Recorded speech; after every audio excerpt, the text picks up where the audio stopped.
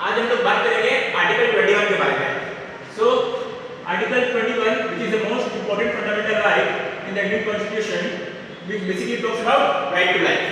ठीक है, सो ये आर्टिकल 21 जो है ये citizen as well as non citizen दोनों को दिया हुआ है। ठीक है, वी नो दैट पार्ट 3 जो फंडामेंटल राइट से डील करता है उसमें कोई प्रोविजन सिर्फ ओनली फॉर सिटीजन दिया गया है, कोई प्रोविजन नॉन सिटीजन को भी दिया गया है। तो ये जो आर्टिकल 21 है ये citizen as well as non citizen को दिया गया है। अब आर्टिकल 21 की हम लोग डेफिनेशन में जाएंगे। So what it says that no person shall be deprived of his life or personal liberty exception create करना है। ठीक है, procedure establish by law.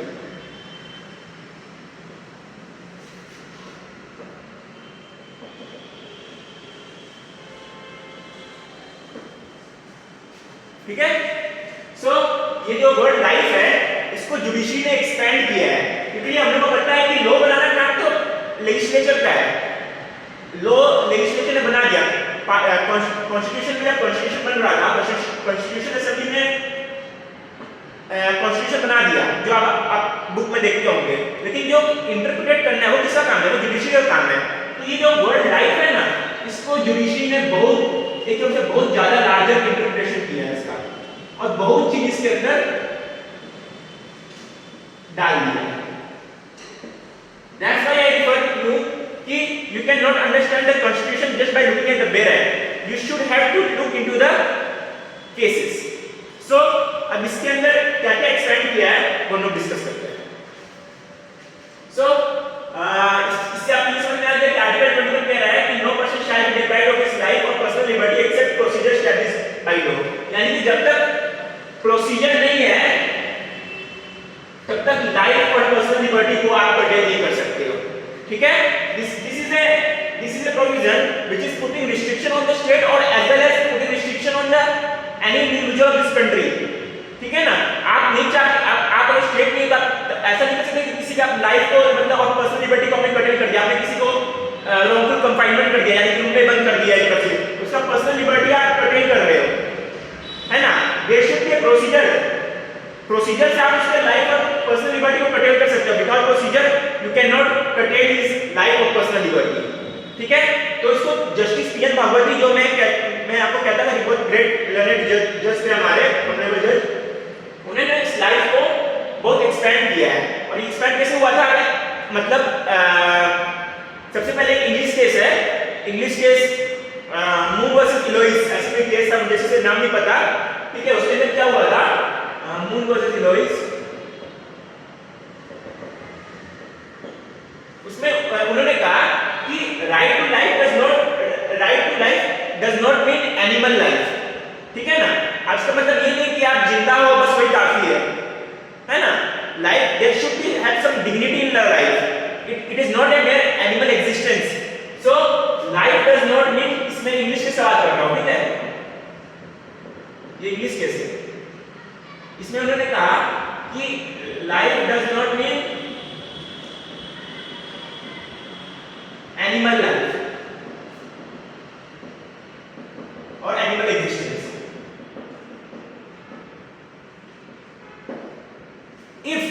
if it is affecting your any part of your limbs, ठीक है, so it is a violation of your right to life। ठीक है ना, अगर आपके कुछ लिम्स को अफेक्ट कर रहा है तो ये माना जाएगा कि आपके राइट टू लाइफ का अफेक्ट हो रहा है। तो इसी रेशियो को मतलब एक तरफ से इसी इंग्लिश केस को जस्टिस पीएन भागवती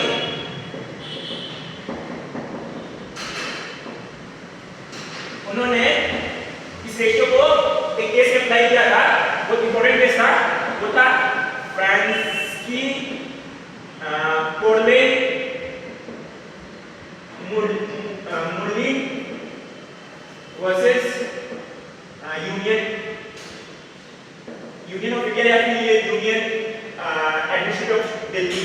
ठीक है, ऐसे कुछ था, यूनियन एडमिनिस्ट्रेटिव ऑफ दिल्ली था। देख लीजिएगा, आप चेक कर लीजिएगा, क्रॉस चेक कर लीजिएगा। इस केस में सुप्रीम कोर्ट यानी हमारे जस्टिस पी एन भगवती वो क्लियरली कहते हैं कि right to life means right to live with dignity,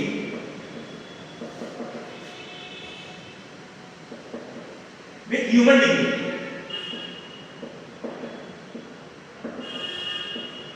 अब इसको बहुत अलग अलग केसेस में इसको बहुत एक्सपेंड किया गया है, ठीक है। और व्हाटएवर पर्पस, मतलब अगर आप इसको अगर केयरफुली अगर समझने की कोशिश करो तो right to life means right to live with human dignity. अब ह्यूमन डिग्निटी के लिए आपको क्या क्या चाहिए होगा रहने के लिए? ऐसा नहीं कि आप बस एक सांस ले रहे हो, आपका राइट टू लाइफ है, आपको कुछ हो नहीं रहा है, मतलब आप जिंदा हो। For the purpose of living right to life, right to live with human dignity, आपको क्या क्या चाहिए होगा? आपको वाटर चाहिए होगा, तो right to life means right to live, right to water, ठीक है। ह्यूमन डिग्निटी है कि नहीं? राइट टू वाटर हो गया, फिर राइट टू शेल्टर हो गया, राइट टू, और क्या क्या रहता है ह्यूमन डिग्निटी के लिए? राइट टू फूड,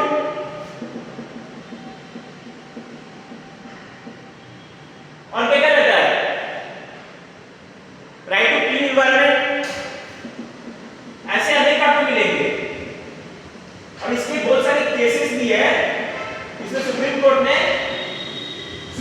बस लाइफ का इंटरप्रिटेशन किया है, और लाइफ का इंटरप्रिटेशन करके उन्होंने ये सब ऐड किया है, ठीक है। तो ये केस था कि right to life does not mean कि animal existence, it means right to live with full human dignity and whatever purpose and whatever basic amenities that is required to live with full human dignity that will cover in right to life. Have you got it? So अगर आप देखोगे तो इस case के बाद मतलब और भी केसेस में इवॉल्व हुए थे, उसमें एक केस था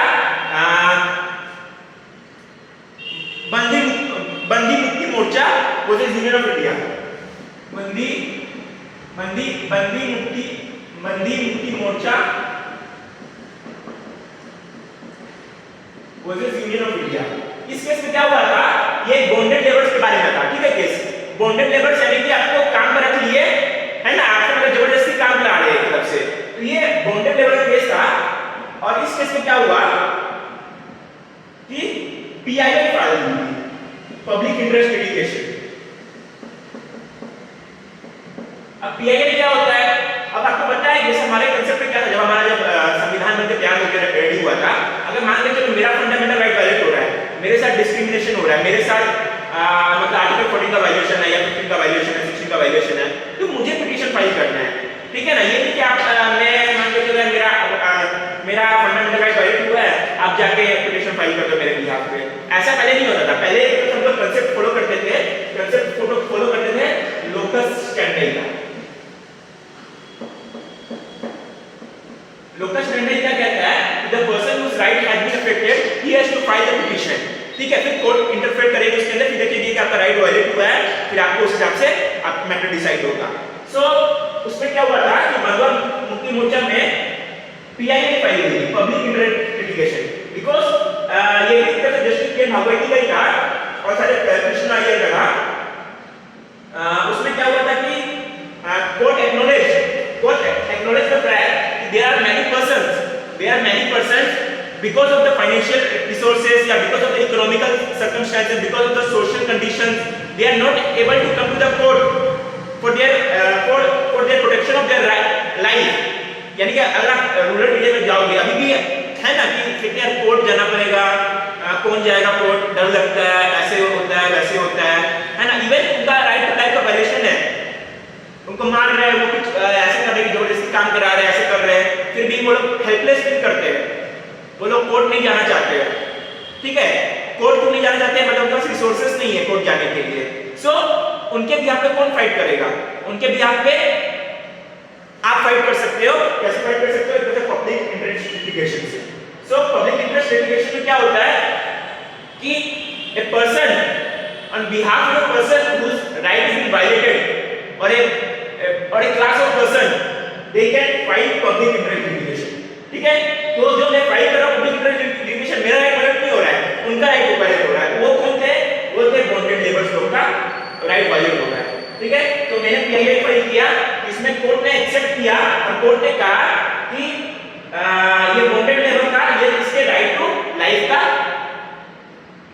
वायलेशन था, और इसमें कोर्ट ने right to rehabilitation plus right to release. Release किससे? Release from bonded labour.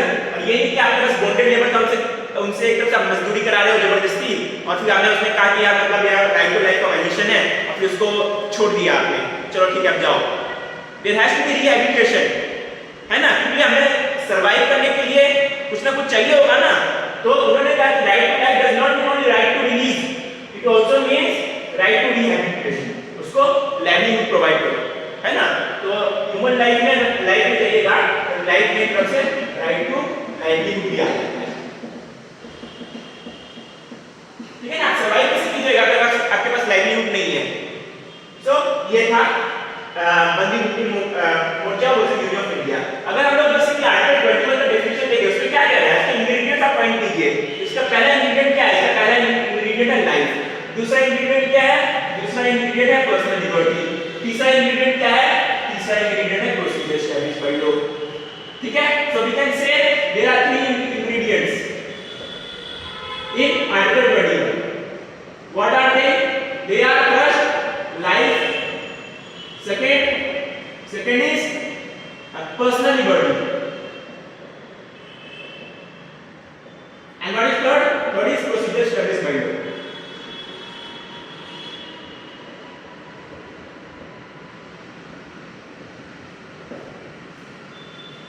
So did you get the concept of life? Life does not mean animal existence, it means life to live with full human dignity, life with a human dignity। और human dignity के क्या क्या है? बस ये these are not exhaustive, है ना, इसका मतलब ये बस ये लिमिटेड है। बहुत सारे जो भी आपको लगता हो कि human dignity के रहने के लिए सर्वाइव करना है, वो सब राइट टू लाइफ में आ जाएंगे। अगर आप मेरे को कमेंट सेक्शन में बताइए और क्या क्या सकते हैं राइट टू लाइफ के अंदर to live with full human dignity, तो आप मेरे को कमेंट सेक्शन में बताइएगा। So from this we have covered the concept of life. ठीक है, अब हम लोग आते हैं पर्सनल लिबर्टी।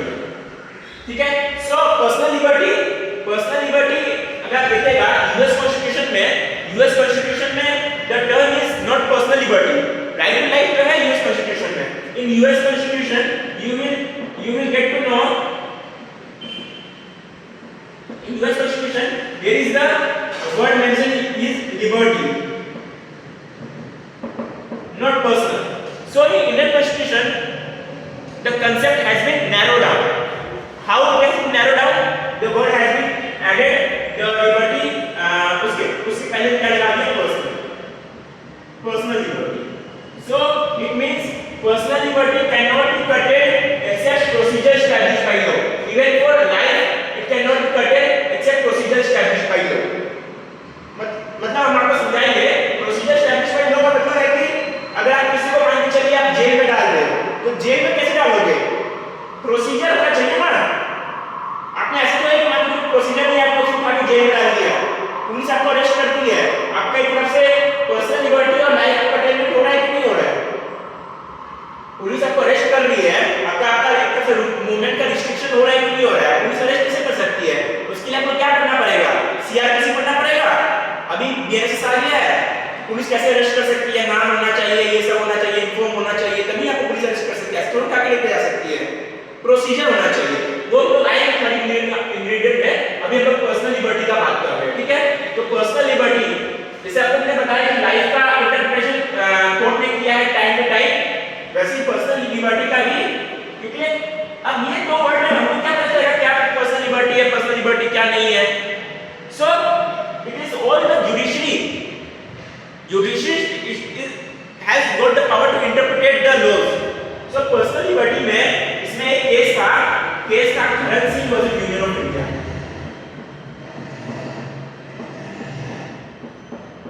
इस केस में क्या था कि police kind of police regulation थी, जिसमें क्या होता था कि वो एक्यूज जो रिलीज हो गया है उसके घर में रात में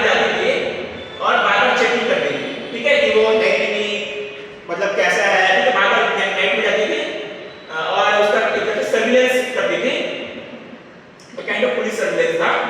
बाहर जाके उसके रात में चले जाना, उसको परेशान करना, मतलब और देखना कि मतलब है कि नहीं। तो वो क्या हो रहा है, इसका एक तरफ से आर्टिकल 91D का वायलेशन हो रहा है। 91D क्या बोलता है, राइट टू मूवमेंट, है ना। तो मूवमेंट का एक वायलेशन हो रहा है, पुलिस आ रही है।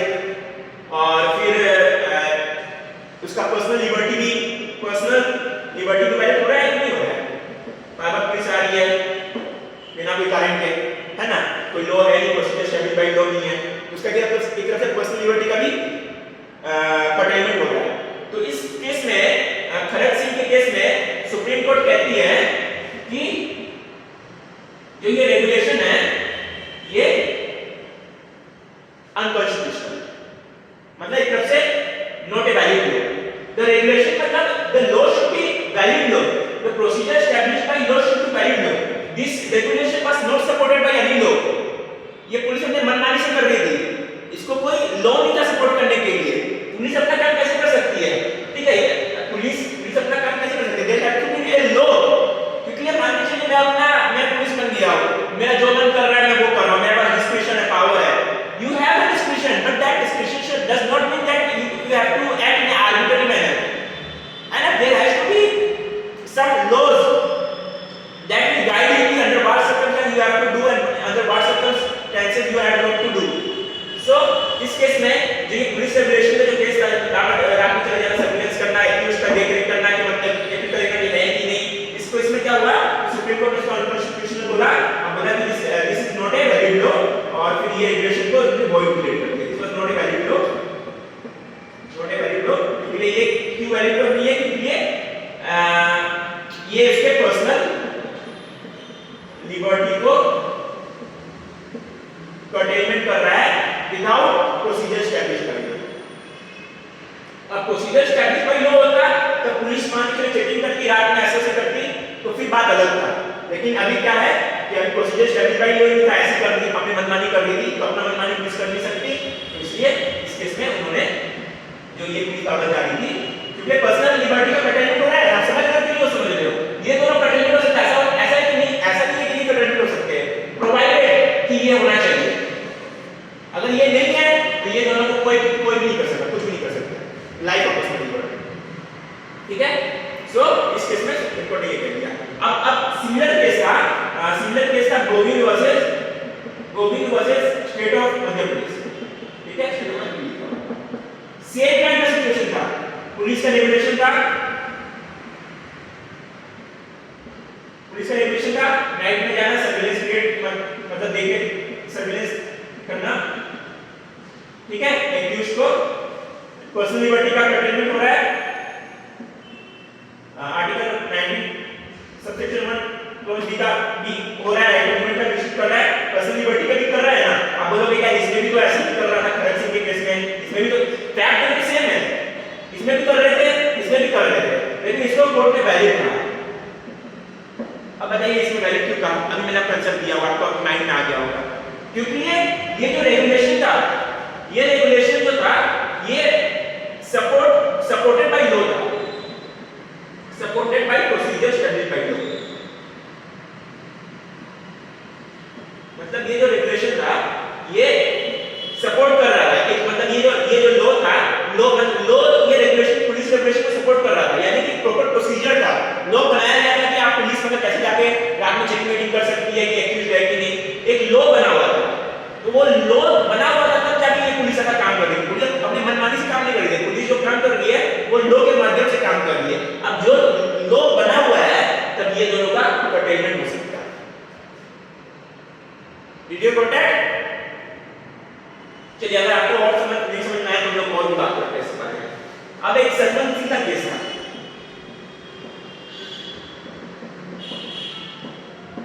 ठीक है, सतवंत सिंह के केस में क्या हुआ कि ये केस रिलेटेड टू पासपोर्ट था, ठीक है। पासपोर्ट क्या हुआ कि पासपोर्ट उसने अप्लाई किया, पासपोर्ट अप्लाई किया, डिनाई कर दिया गया, मतलब लाइसेंस में एक तरह से नहीं दिया गया, मतलब इसको मतलब उसने अप्लाई किया, मना कर दिया गया। अब उसको मना कर दिया गया तो उसका राइट टू मूवमेंट का वायलेशन नहीं है, आर्टिकल 19 बी फिर उसका एकदम से पर्सनल लिबर्टी का वायलेशन भी नहीं, उसको रिस्ट्रिक्ट कर रहे हो ना, उसकी लिबर्टी आप अटेंड कर रहे हो विदाउट एनी। क्योंकि मान लीजिए तो पासपोर्ट अप्लाई किया और उसको डिनाई कर दिया गया, उसमें पासपोर्ट अथॉरिटी एक्ट मतलब पासपोर्ट एक्ट 1967 नहीं था, ठीक है ना। तो उस केस में क्या हुआ कि मतलब उसे अप्लाई किया, उसको डिनाई कर दिया गया। अब डिनाई किस लिए किया गया, आपने डिनाई कर दिया, इससे क्या हो रहा है, उसका पर्सनल लिबर्टी का वायलेशन हो रहा है या नहीं हो रहा है, ठीक है। अब क्योंकि आपने डिनाई कर दिया, एक्चुअली ना रीजन, कोई रीजन होगा तभी आप डिनाई कर रहे हो। अब आप डिनाई कर रहे हो without procedure established by law, कोई लॉ ही नहीं है, तो एक तरह से इसका पर्सनल लिबर्टी का कंटेनमेंट है, पर्सनल लिबर्टी का कंटेनमेंट है। तो सुप्रीम कोर्ट ने इसमें डायरेक्शन दिया सेंट्रल गवर्नमेंट को डायरेक्शन दिया कि आप कोई लॉ लेके आइए, तभी आप ऐसा कर सकते हो। फिर कोर्ट ने क्या किया, मतलब वो पार्लियामेंट ने क्या किया, पार्लियामेंट लॉ लेके आती है पासपोर्ट एक्ट ऑफ 1967। अब इस लॉ के माध्यम से, क्योंकि ये एक्ट में जो भी है, इस लॉ के माध्यम से अब इसमें डायरेक्शन दिया गया है कि अंडर व्हाट सर्कमस्टेंसेस पासपोर्ट में be granted and under what circumstances passport में नॉट बी ग्रांटेड। अगर अब पासपोर्ट किसी का रिजेक्ट हो रहा है, तो अगर अब किसी का रिजेक्ट हो रहा है तो क्या हो रहा है, रिजेक्ट क्यों हो रहा है, इसलिए there is a procedure establish कर लो। Very good that. और किस तरह देखो किस तरह अब इस ये passport authority passport act of 1967 तो बन गया। अब इस एक और केस था Maneka Gandhi versus union of India. अब Maneka Gandhi versus union of India में क्या हुआ था कि मनेका गांधी का इसमें एक section 10 sub clause 3 of sub clause C act question में था। उसके अंदर क्या था, पासपोर्ट इसी एक्ट का, ठीक है, इसी एक्ट का था। इसमें क्या था कि मनेका गांधी का पासपोर्ट ही ले लिया गया था, ठीक है, मनेका गांधी का पासपोर्ट ले लिया गया बिना बताए हुए कुछ। अब बिना बताए हुए कुछ उसका पासपोर्ट ले लिया गया। अब उसको फॉरेन जाना था कुछ फीस देने का, ठीक है, तो उसका एक तरह से राइट टू वही मूवमेंट का वायलेशन है, ठीक है, और एक तरह से पर्सनल लिबर्टी का वायलेशन है, ठीक है। अब उसका पासपोर्ट ले लिया गया। अब यहाँ पे वैलिड लॉ भी है, लॉ भी ऑथराइज कर रहा है पासपोर्ट लेने का, ठीक है ना। लेकिन ये जो ऑथराइज कर रहा है तो वो कैसे ऑथराइज कर रहा है, मतलब उसको एक तरह से रीजन तो देना चाहिए, क्योंकि we all know there are principle of natural justice. What are the principle of natural justice? What is that? नेमो डेक्स कोजा सुआ, क्या है, रूल अगेंस्ट बायस। चलो वो बात करेंगे जो इसमें इस केस में था। इस केस में जो प्रिंसिपल ऑफ नेचुरल जस्टिस था वो था ऑडियो अल्टर पार्टी।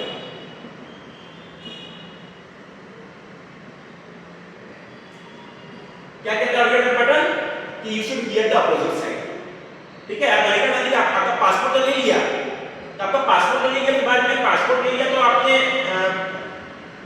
रीजन नहीं बताया कि आपने पासपोर्ट क्यों ले रहे हैं। तो उन्होंने कंटेंशन डाला था कि अगर हम लोग बता दें कि पासपोर्ट इसका लेने जा रहे हैं तो ये पहले ही छोड़ के देश छोड़ के भाग जाएगी। तो कोर्ट ने कहा कि अगर मान लो कोर्ट अगर तुम मान के चलो ठीक है पासपोर्ट ले लिए, उसके बाद बता सकते हो रीजन। तो during the pendency of the case का रीजन बता दिया गया था, अपॉर्चुनिटी दिया गया था।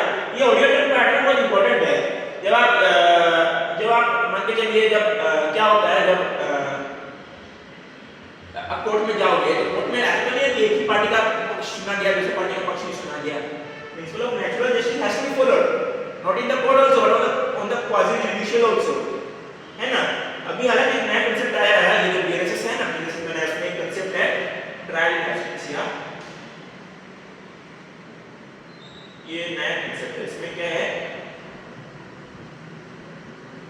इसमें क्या है कि आप एक मान के चलो कोई क्या करेगा, होता था कि मतलब पहले होता था कि एक्यूज ने कोई क्राइम किया वो छोड़ के भाग गया। अब जब तक वो है नहीं, principal of natural justice follow नहीं होगा, उसको सुना नहीं जाएगा, उसको सुना नहीं हो जाएगा, ट्रायल मतलब जैसे पूरा हो नहीं पाता। तो अब क्या होता है कि अब प्रॉपर स्टैटिक प्रोसीजर है, प्रोसीजर मतलब ड्यू प्रोसेस ऑफ लॉ भी अभी लोग आएंगे इस पे। अब प्रॉपर प्रोसीजर है, एक्यूज को इन्फॉर्म किया जाएगा, न्यूज़पेपर में छापा जाएगा, फिर सब तो पुलिस का वारंट आएगा, उसको बात में सब प्रोसीजर है। अब मान के चलो वो रहेगा भी नहीं तब भी उसका ट्रायल होगा। हालांकि ये इससे कोई रिलेटेड नहीं है, ये मैं आपको अलग से फिक्स कर बता रहा था क्योंकि जस्ट बीएनएसएस का कांसेप्ट आया है। इसमें सेक्शन 356 रिलेटेड ट्रायल एजेंसिया फॉर पर्टिकुलरली प्रोक्लेम्ड ऑफेंडर वो भी डिस्कस करेंगे, ठीक है। तो ये अमेरिका गांधी का था, इसमें उन्होंने पासपोर्ट ले लिया और बताया कि यार मतलब आपने पासपोर्ट ले लिया मेरा, आपने रीजन नहीं बताया, और फिर उन्होंने ये सेक्शन 10 सब क्लोज में ये सब क्लोज सी जिसमें आर्बिट्रेरी पावर देता है कि मतलब ऑन द पब्लिक इंटरेस्ट हम किसी का पासपोर्ट ले सकते हैं बिना रीजन बताए। तो हालांकि इसको वैलिड किया गया है, ये लोग पढ़ेंगे प्रोसीजर स्टैब्लिश्ड बाय लॉ। तो मतलब कहने का मतलब ये है कि पासपोर्ट इसमें क्या था, इसमें था कि सतपाल सिंह के केस में, सतपाल सिंह के केस में क्या था, सतपाल सिंह के केस में कोई लॉ नहीं था, लॉ नहीं था, तो उसके कारण क्या होगा, पासपोर्ट डिनाई कर दिया गया। अब लॉ तो आ गया, अब लॉ तो आ गया इसमें मनिका गांधी के केस में। अब लॉ आने के बाद ये मनिका गांधी का पासपोर्ट ले लिया गया, पासपोर्ट ले लिया गया, तो जो भी लॉ है वो जस्ट फेयर रीजनेबल होना चाहिए, ये हम लोग बात करेंगे प्रोसीजर स्टैब्लिश्ड बाय लॉ में, ठीक है। तो अब उसको फिर बाद में मतलब कहने का मतलब ये है कि मनिका गांधी के केस में, यूनियन ऑफ इंडिया के केस में उसका पासपोर्ट ले लिया गया था बिना कोई रीजन बताए, हालांकि जो रीजन उसको बताना चाहिए था, मतलब फिर बाद में post during the pendency of the case reason बता के पासपोर्ट बता दिया गया था कि हम लोग क्यों आपको पासपोर्ट नहीं दे रहे थे, और इसका ये वैलिडिटी का चैलेंज किया गया था। उसमें कोर्ट ने मतलब जैसे जनरल बताया कि मतलब उन्होंने एक तरफ से एक कांसेप्ट इवोल्व किया था कि procedure established by law is due process of law, हम लोग आगे देख सकते हैं। तो ये कांसेप्ट आपको क्लियर है, पर्सनल लिबर्टी, ठीक है। पर्सनल मतलब बताया कि मतलब कि मनिका गांधी वाज पर्सन यूनियन ऑफ इंडिया, ये basic procedure established by law की डील करता है, और पर्सनल लिबर्टी इससे डील करता है कि उसका पासपोर्ट ले लिया गया था, है ना, पासपोर्ट ले लिया गया था, उसका पर्सनल लिबर्टी का एक तरफ से कर्टेलमेंट हो रहा है ना। हम लोग आगे इसमें प्रोसीजर स्टैब्लिश्ड बाय लॉ में बताएगा कि वो क्यों मतलब जिसकी कोई ये पाबंदी कहते हैं procedure established by law should B read as a due process of law without using the word of due process of law. So this I believe that the life and this personal liberty has been cleared for all of you. Okay. So now we come to the procedure established by law. What does the procedure established by law means? हम लोग ने इससे बात किया कि personal liberty जो है, personal liberty US constitution में क्या है, यूएस कॉन्स्टिट्यूशन में ओनली वर्ड लिबर्टी मेंशन, ठीक है, और यूएस कॉन्स्टिट्यूशन में procedure established by law mention नहीं है, हम वहां पे मेंशन है ड्यू प्रोसेस ऑफ लॉ, ठीक है। ड्यू प्रोसेस ऑफ लॉ क्या कहता है, ड्यू प्रोसेस ऑफ लॉ कहता है कि the law should be just, fair and reasonable. अब ये प्रोसीजर एस्टैब्लिश्ड बाय लॉ मतलब देखिए कोई भी वर्ड है, मैं फिर से बार-बार रिपीट यही कर रहा हूं, कोई भी जो वर्ड होता है उसको आप जैसे आप जनरली बहुत लोग का होता है कि मतलब मैं बैरक पढ़ लिया, just I refer to the provision and that is sufficient, that is not sufficient, because हमारा जो कांसेप्ट है बहुत ही अलग कांसेप्ट है, जैसे कि judiciary has the power to interpretation. अब judiciary don't have the power to make law, judiciary ने कुछ बहुत सारे कॉन्स्टिट्यूशन आपको मिलेगा जैसे कि एनजीएससी, ठीक है, जो इसमें नेशनल जुडिशरी अपॉइंटमेंट कमीशन आया था 2014-22, तो 124A ऑफ कॉन्स्टिट्यूशन, उसमें क्या था कि पार्लियामेंट जुडिशरी दोनों मिलकर 2 एमिनेंट पर्सन को अपॉइंट करेगी टू जज कौन बनेगा, ठीक है। अब इसको जुडिशरी ने अनकॉन्स्टिट्यूशनल कर दिया, हमारे कॉन्स्टिट्यूशन में भी लिखा हुआ है। अब आप वो पढ़ के जाइएगा, आप बोलेंगे कि नहीं ऐसे होता है, क्योंकि कॉन्स्टिट्यूशन क्या लिखना है क्या नहीं लिखना है वो पार्लियामेंट डिसाइड करेगी, लॉ में क्या होगा क्या नहीं होगा वो पार्लियामेंट डिसाइड करेगी। अब लॉ वैलिड है कि नहीं है वो जुडिशरी डिसाइड कर देगी। अब जुडिशरी ने बोल दिया कि लॉ वैलिड नहीं है, जुडिशरी ने बोल दिया लॉ वैलिड नहीं है, आप खाली वो पढ़ के जा रहे हो कि हाँ ये इसमें लॉ में लिखा हुआ ये लॉ है, अब जाइएगा कोर्ट में जाइएगा कि देखो ऐसे आपको पता चलेगा कि ये कोई लॉ है नहीं, उसको सुप्रीम कोर्ट ने कॉन्स्टिट्यूशन डिक्लेयर कर दिया था। So that's why I say कि you have to refer to the case. हम लोग कहां पे थे, प्रोसीजर एस्टैब्लिश्ड बाय लॉ, ठीक है। सो प्रोसीजर एस्टैब्लिश्ड बाय लॉ में एक केस था AK गोपालन, AK गोपालन वर्सेस AK गोपालन वर्सेस यूनियन ऑफ इंडिया। इस केस में क्या हुआ था, ये इस केस में क्या हुआ था कि preventive detention act of 1950, preventive detention कहां बात करता है, आर्टिकल 22, ठीक है। तो ये क्वेश्चन था, ये इसका मतलब वैलिडिटी को चैलेंज किया गया था। प्रिवेंटिव डिटेंशन क्या कहता है कि मान के चलो बिना आपको अरेस्ट करके मतलब बिना आपको एफआईआर दर्ज किए और मान लो सस्पेक्ट आपको पुलिस ऑफिसर लगता है तो आपको बिना इंफॉर्मेशन दिए हुए मतलब बिना आपके ग्राउंड्स ऑफ बताए हुए आपको अरेस्ट किया जा सकता है, जेल में डाला जा सकता है। तो एक तरह से उसका पर्सनल लिबर्टी का वायलेशन है कि नहीं, लाइफ का कर्टेलमेंट हो रहा है कि नहीं हो रहा है without any procedure established by law. है ना, मतलब एक तरह से मैं अपनी big procedure establish by law, procedure है लेकिन उसको कुछ बताया नहीं जा रहा, आपका रीजन क्या, आपने कौन सा क्राइम किया, आपने कौन सा गुनाह किया, आपको बस एक सस्पेक्ट है, आपको जेल में डाल दिया गया। तो एक को पहले तो यूनियन ऑफ इंडिया केस में क्या हुआ था, प्रिवेंटेड डिटेंशन एक्ट ऑफ 1950 का वैलिडिटी चैलेंज किया गया था क्योंकि उसको उठा के फिर जेल में डाल दिया गया था, मतलब बिना कोई रीजन बताए हुए। तो उसको उस केस में कोर्ट ने कहा कि we are not bothered, we are not bothered about the law, ठीक है ना, कि law is a reasonable law only, कि मान के चलिए मैंने कुछ किया ही नहीं, मैंने मान लीजिए उसको धक्का दे दिया और लोग कहते हैं कि पुलिस मेरे साथ बहुत टॉर्चर करी है, मतलब उसको मतलब लेके बस जेल में डाल दी, बस धक्का देने के लिए जेल में डाल देंगे आप लोग, मतलब पुलिस मन में ये बोल रहा हूँ लोग का मतलब, क्योंकि ये उस केस में क्या हुआ था, इस केस में कोर्ट ने कहा कि we are not bothered about the how the law is, whether is just fair, मतलब लॉ इज फेयर और whether the law is reasonable, we are not bothered. If there is a law,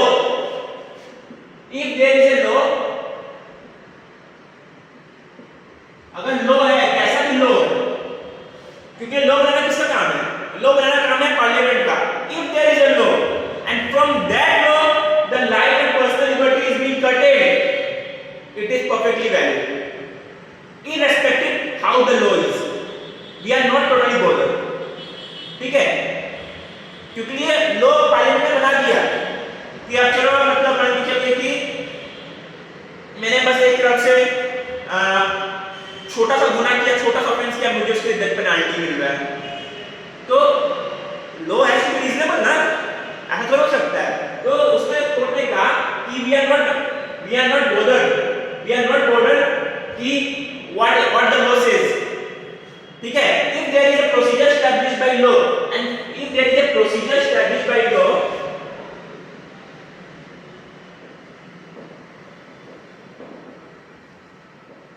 and from that law life or personal liberty is being curtailed, ठीक है, कोई भी procedure establish by law है, ठीक है, कोई भी पार्लियामेंट में लॉ बना के आ गया, कोई भी चुनाव जीता, डालो उसको जेल में, भले उसको कुछ किया भी नहीं, उन्होंने लॉ बना दिया, ठीक है, procedure establish by law life और पर्सनल लिबर्टी को कंटेनमेंट कर रहा है, तो परफेक्टली वैलिड इररेस्पेक्टिव ऑफ कैसा भी लॉ करता है, ठीक है। तो इस केस में इसकी वैलिडिटी अपील की गई थी। फिर बाद में इस केस में उसका क्या हुआ, आरसी पर वर्सेस यूनियन ऑफ इंडिया। तो इस केस में क्या हुआ कि सुप्रीम कोर्ट ने कहा कि the law must be just fair and reasonable. ऐसा नहीं कि आप कोई भी लॉ आया अपने मनमानी से अपने लॉ बना दिया। Whatever the law is that is curtailing the life and personal liberty, that has to be just, fair and reasonable. This is what does the due process of law says in the US Constitution. अभी got that? फिर इसके बाद case आता है, मनेका गांधी, तो हम यहाँ पर करना था, आपको बताया था ये वाला केस हम यहाँ पर procedure study by law discuss करेंगे। इस केस में आया Maneka Gandhi versus union of India. तो अब यही जो section 10 clause C of passport act, क्योंकि ये केस में क्या बोला सतवंत सिंह के केस में, लॉ ही नहीं था, उसका पासपोर्ट डिनाई कर दिया गया था। अब लॉ तो आ गया, पासपोर्ट एक्ट ऑफ 1967, ठीक है, और इसमें सेक्शन 10 क्लोज 3 क्लोज सी वो क्या कर रहा है, आर्बिट्ररी मतलब एक तरह से पावर दे रहा है ऑफिशियल को, पावर दे रहा है पुलिस ऑफिसर को किस चीज में, कि अगर पब्लिक इंटरेस्ट में बात आएगा तो पब्लिक इंटरेस्ट में बात आएगा तो हम आपका पासपोर्ट जब्त कर सकते हैं बिना आपको बताए हुए, ठीक है। और रीजन पब्लिक इंटरेस्ट मतलब ये बात कर रहा है कि एक तरफ से जो पुलिस ऑफिशियल है उनको पावर दे रहा है कि हम आपका पासपोर्ट इंपाउंड कर सकते हैं और आपको रीजन भी नहीं बताएंगे। रीजन क्यों नहीं बताएंगे, अगर रीजन बताएंगे तो पब्लिक इंटरेस्ट को हार्म हो सकता है, ठीक है। तो अब there is a law of passport act but that, ये तो मैंने आपको बताया था जस्ट फेयर एंड रीजनेबल। अब आप बताइए कि मैं आपका पासपोर्ट ले रहा हूं, अब पासपोर्ट ले रहा हूं तो रीजन भी नहीं बता रहा हूं, रीजन क्यों नहीं बता रहा हूं, पब्लिक इंटरेस्ट का हार्म हो जाएगा, तो ये जस्ट फेयर एंड रीजनेबल है कि नहीं बताइए। तो कोर्ट में इसने कहा कि इसकी वैलिडिटी को अपहेल्ड कर दिया। हालांकि ये कोर्ट डिसाइड करेगी कि मतलब मान के चलिए आपने कोर्ट में वैलिडिटी अपहेल्ड कर दिया इसका, ये परफेक्टली वैलिड है, तो कोर्ट में इसने कहा कि कोर्ट डिसीजन में ये होना चाहिए था, मतलब कि इसको रीजन आप भले, मतलब कहने का मतलब ये है कि आप उसका पासपोर्ट भले ले लो, क्योंकि मान लीजिए पासपोर्ट पहले बता दोगे कि मैं आपका पासपोर्ट लेने जा रहा हूं तो पहली कंट्री छोड़ के भाग जाएगा। पासपोर्ट पहले मतलब पासपोर्ट भले ले लो, लेकिन ये जो मैटर है reason must be given after the passport has been taken, ठीक है ना। सो कोर्ट इसमें जुडिशियल रिव्यू कर सकती है, इसलिए पब्लिक इंटरेस्ट है कि नहीं है that will decide by the court. So आपको ये समझ में आया कहां से, मतलब हम लोग फ्रॉम प्रोसीजर फ्रॉम इस केस में, मतलब मलिका गांधी के केस में जस्टिस पीएन भागवती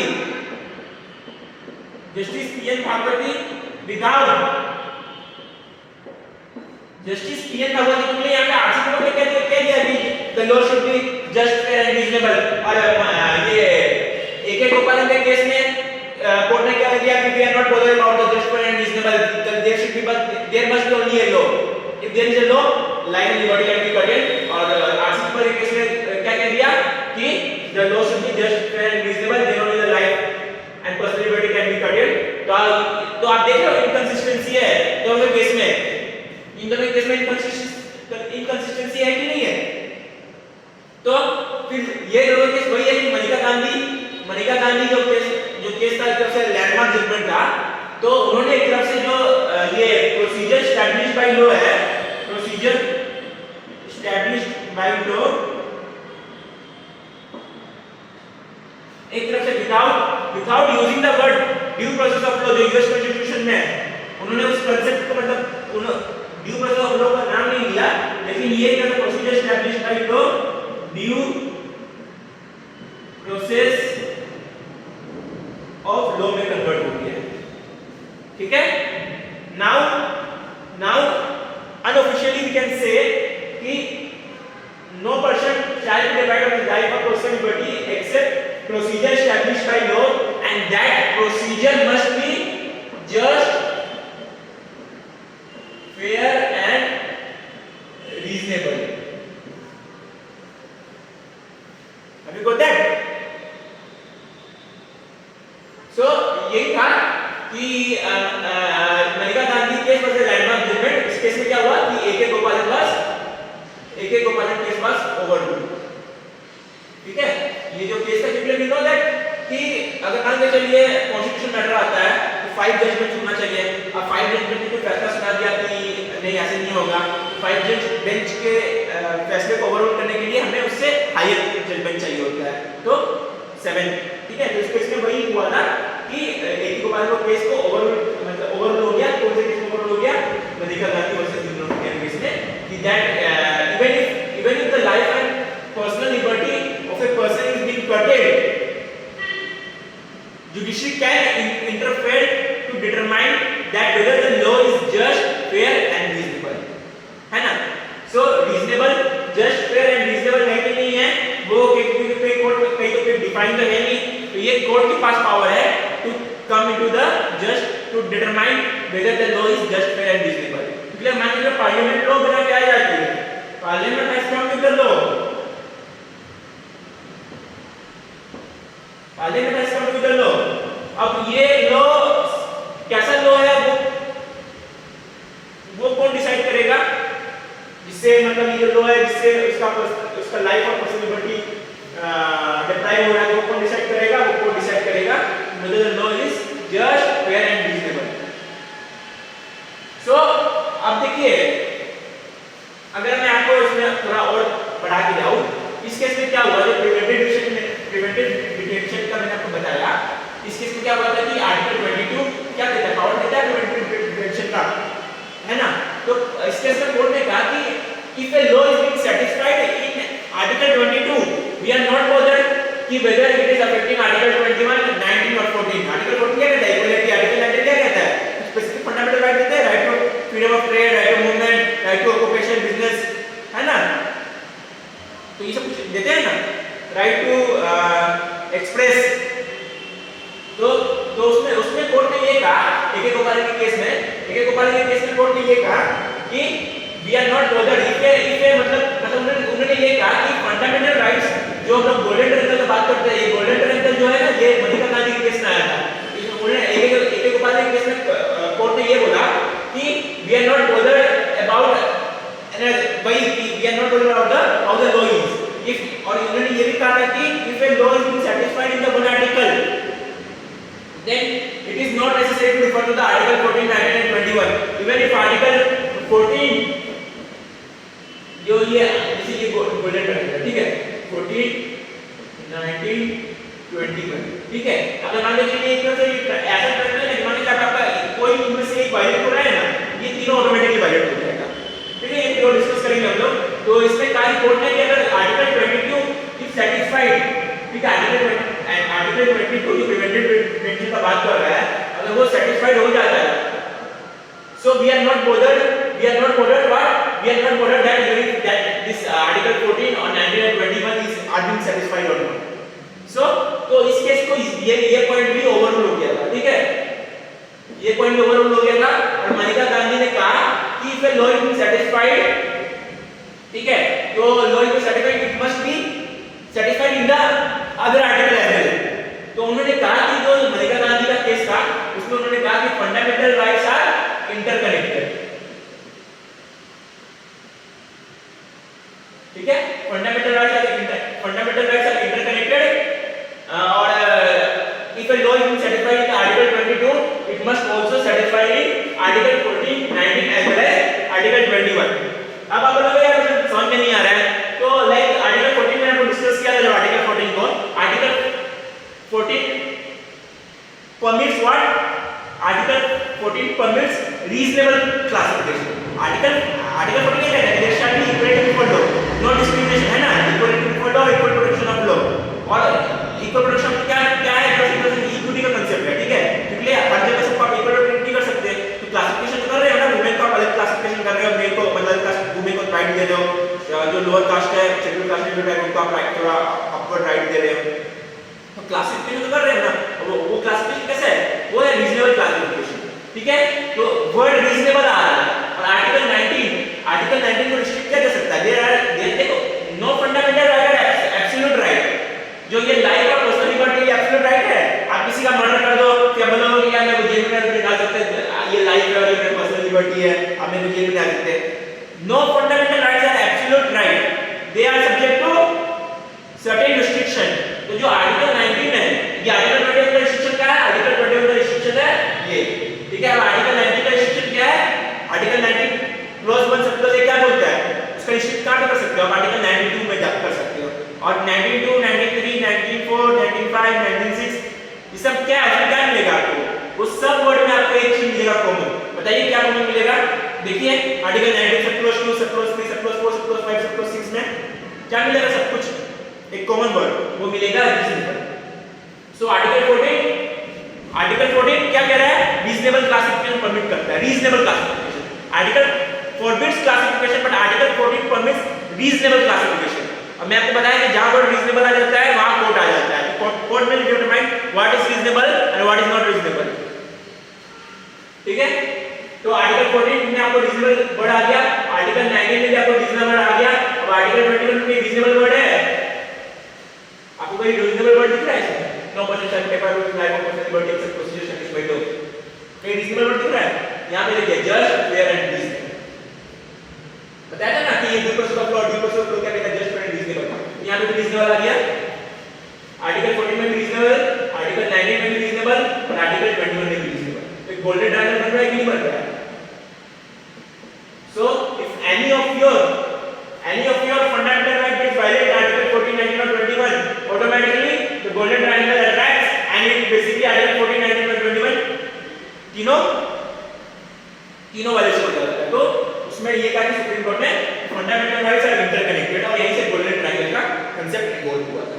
सो अगर आप देखिएगा ना कोई फंडामेंटल राइट का वायलेशन पिटीशन में, उसमें देखिएगा ना उसमें मतलब जो पिटीशनर है वो सब डालते रहता है, आर्टिकल 14, 19 और 21 डालते रहता है कि ये तीनों फंडामेंटल राइट वायलेट हुआ है। ठीक है, तो यही जो केस था। और हाँ, ये मैक्सिमम ऑफ इंडिया, इसमें आप ये देखिएगा कि राइट टू प्राइवेसी का भी केस जिक्र हुआ था। राइट टू प्राइवेसी कैसे कोर्ट रात में आ रही है बार-बार रात में आ रही है, फिर आपने देखने के आप कहीं नहीं उसका प्राइवेसी डिस्टर्ब हो रहा है कि नहीं हो रहा है। तो प्राइवेसी डिस्टर्ब हो रहा है तो कोर्ट ने इस केस में कोर्ट ने रिकॉग्नाइज किया था कि right to privacy is not a fundamental right.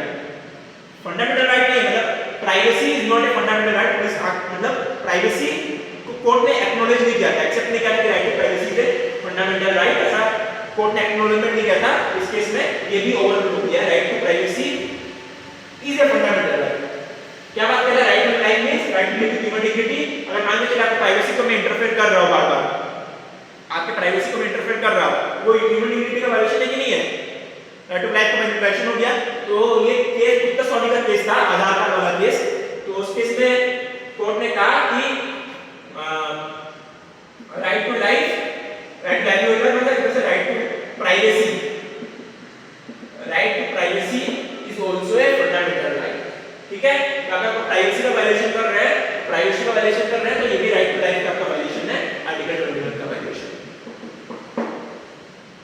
ठीक है, सो आई होप कि आपको इस सब के समझ में आया। अगर आपको मैं अगर और कुछ बताना चाहो तो मान के चलिए सेल्वी का केस था, स्टेट ऑफ कर्नाटका या फिर कश्मीर ऑफ इंडिया, मुझे नहीं पता। सेल्वी का केस में क्या हुआ था कि ये that means about procedural fairness. ठीक है ना, तो वो कभी और डिस्कस करेंगे। ठीक है ना, वो भी इधर से इसमें आप ऐसे कुछ उतना तो है नहीं, वो कभी और डिस्कस करेंगे। एंड अगर आपको कुछ बस इतना ही था। और मैं ऐसा बोल रहा था कि मेरा YouTube मोनेटाइजेशन ऑन नहीं है, तो आप मेरे को, अगर आपको मेरा वीडियो अच्छा लगा तो आप मेरे को सपोर्ट कर सकते हो। मेरा UPI आईडी है ये मेरा UPI आईडी है मोहित आनंद जेसवाल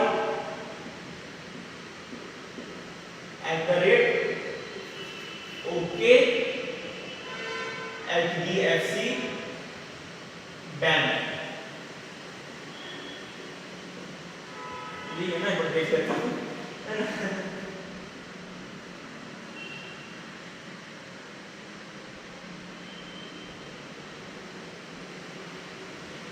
सो ज्यादा मतलब ऐसी YouTube मोनेटाइजेशन ऑन नहीं है।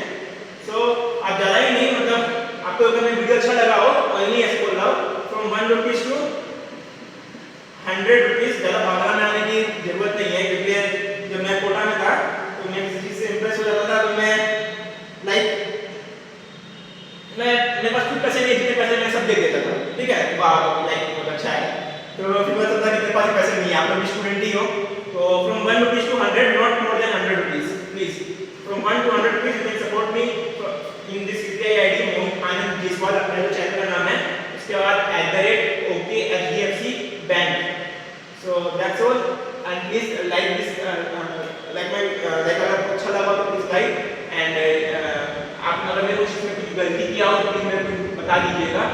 ठीक है ना, कमेंट सेक्शन में। And I hope you all have like this video. Thank you and have a nice day.